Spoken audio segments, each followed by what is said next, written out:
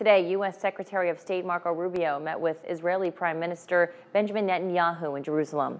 Rubio's visit comes as Israel steps up its assault on Gaza City with discussions focused on the war and hostages. Meanwhile, leaders from several Arab and Islamic countries are expected in Doha for an emergency summit, showing support for Qatar after an Israeli strike on its capital earlier this month. At least 74 Palestinians were killed in Israeli strikes on Gaza on Saturday, with more than 50 of those in Gaza City. Hospitals report women, children, and the elderly among the dead and injured. Israeli forces targeted the al-Shati camp and ordered residents to evacuate high-rise buildings, saying they contained Hamas infrastructure. More than 50,000 people have been left homeless, and over 130 residential buildings have been destroyed as the military intensifies its operation in the city. The IDF intensified its air offense in Gaza on Sunday, striking more high-rise buildings in the enclave's largest city. The latest strikes left many Palestinians fleeing from their homes after another warning by the Israeli military for people to leave. Jeremy Diamonds has more on the story. Palestinians rush in and out of this apartment building in Gaza City, grabbing what they can. Some even toss belongings out of their windows. They don't have long. Israel has marked their 12-story building for destruction, claiming it was being used by Hamas. Where should we go? Where?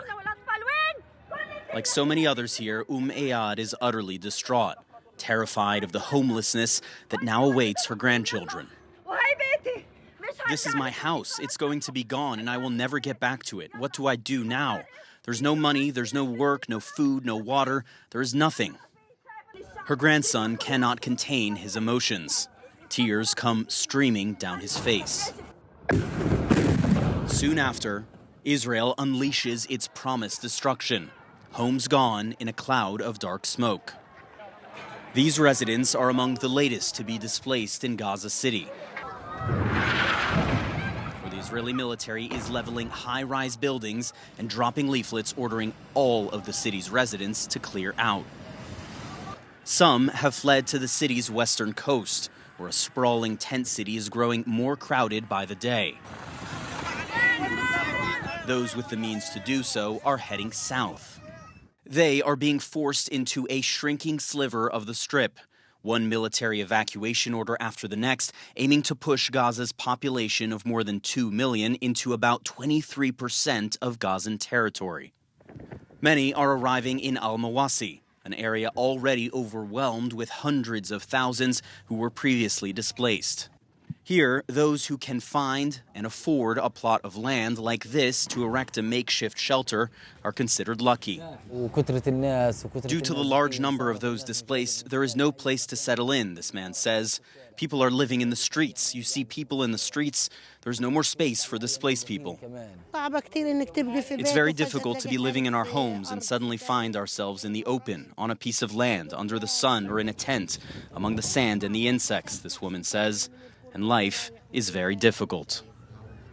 Jeremy Diamond, CNN, Jerusalem. The final stage of Spain's big cycling race was canceled Sunday after hundreds of pro-Palestinian protesters blocked the race in Madrid. Police tried to clear the area with tear gas, but the crowd stayed. Earlier parts of the race were also disrupted by similar protests over the war in Gaza. Even Spain's prime minister praised the protesters, saying they were standing up for a just cause like Palestine.